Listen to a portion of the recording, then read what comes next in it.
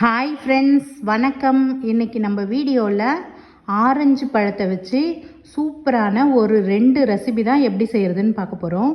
வாங்க நம்ம வீடியோக்குள்ளே போய் என்ன ரெசிபி எப்படி செய்கிறதுன்னு பார்த்துடலாம். இது செய்யறதுக்காக ஒரு 5 ஆரஞ்சு பழத்தை தோல் எடுத்துட்டு தனித்தனி சொலையாக எடுத்து மிக்சி ஜாரில் தண்ணி சேர்க்காமல் நான் அரைச்சிட்டு அந்த ஜூஸை மட்டும் வெடிகட்டி எடுத்து வச்சுருக்கேன். இப்போ நான் ஸ்டவ்வை பற்ற வச்சு ஒரு கடாய் வச்சுட்டு நான் இந்த ஜூஸை ஊற்றி நல்லா நான் மிக்ஸ் பண்ணிக்கிறேன். இந்த ஜூஸ் நல்லா கொதிக்கணும். இது நல்லா கொதித்து வந்ததும் நம்ம இதுக்கு தேவையான அளவு சர்க்கரை சேர்த்துக்கலாம். சேர்த்துட்டு நல்லா மிக்ஸ் பண்ணி விடணும். இப்போ இது நல்லா கொதிக்குது, சர்க்கரைலாம் கரைஞ்சிடுச்சு. இப்போ இனிப்பு சுவையை கூட்டி கொடுக்கறதுக்காக நான் ஒரு பிஞ்சளவு உப்பு சேர்த்து நல்லா மிக்ஸ் பண்ணிக்கிறேன். இது நல்லா கொதிக்கணும், நல்லா சுண்டி வரணும். அதுக்கப்புறம் நான் லெமன் ஒரு 5-6 சொட்டு விட்டு நல்லா மிக்ஸ் பண்ணிக்கிறேன். இது எப்படியும் ஒரு 10 நிமிஷத்துக்கு நல்லா கொதிக்கணும்.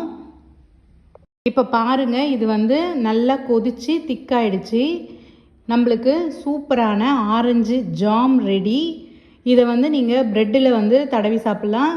சப்பாத்தியில் கூட நீங்கள் குழந்தைங்களுக்கு தடவி கொடுத்தீங்கன்னா அட்டகாசமாக இருக்கும். இந்த ரெசிபி உங்களுக்கு பிடிச்சிருந்துச்சுன்னா கண்டிப்பாக ஒரு லைக் ஒன்று கொடுத்துருங்க. அடுத்தது ரெசிபி என்னன்னு பார்த்துடலாம். அதுக்கு நான் ஒரு 1/2 லிட்டரு பாலை ஸ்டவ்வில் வச்சு நல்லா நான் காய்ச்சி எடுத்துக்கிறேன்.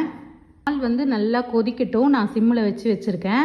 அதுக்கப்புறம் இன்னொரு ஸ்டவ்வில் நான் ஸ்டவ்வை பற்ற வச்சு ஒரு கடாய் வச்சுட்டு கொஞ்சமாக நெய் விட்டு முந்திரி திராட்சையை வறுத்து ஒரு தட்டுக்கு நான் மாற்றி வச்சுக்கிறேன்.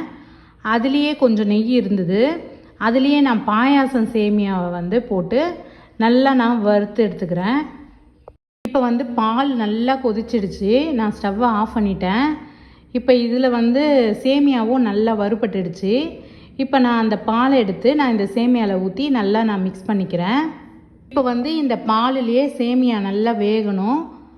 நல்லா கொஞ்சம் வெந்து வந்த உடனே நம்ம தேவையான அளவு சர்க்கரை சேர்த்து நல்லா மிக்ஸ் பண்ணிக்கலாம். இப்போ சேமியாவும் நல்லா வெந்துடுச்சு. நான் கொஞ்சம் பால் எடுத்து வச்சுருந்தேன். திக்கானதுனால நான் இன்னும் கொஞ்சம் பாலை அந்த சேமியாலேயே ஊற்றிக்கிட்டேன். எல்லா பாலையும் ஊற்றிட்டு நல்லா மிக்ஸ் பண்ணிவிட்டு நான் தேவையான அளவு சர்க்கரை சேர்த்து நல்லா மிக்ஸ் பண்ணிக்கிறேன். சர்க்கரையும் நல்லா கரையணும். இப்போ சேமியாவும் நல்லா வெந்துடுச்சு, சர்க்கரையும் கரைஞ்சிடுச்சு.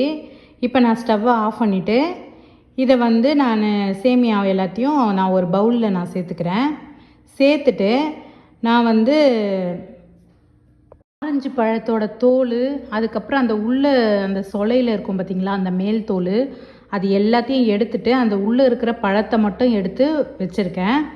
இப்போ இந்த சேமியாவை எல்லாத்தையும் நான் ஒரு பவுலில் சேர்த்துட்டு நம்ம ஆரஞ்சு பழத்தை இதுலேயே சேர்த்துக்கலாம்.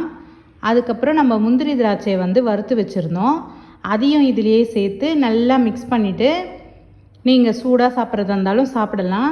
ஃப்ரிட்ஜில் வச்சு சாப்பிட்டிங்கனாலும் சூப்பராக இருக்கும்.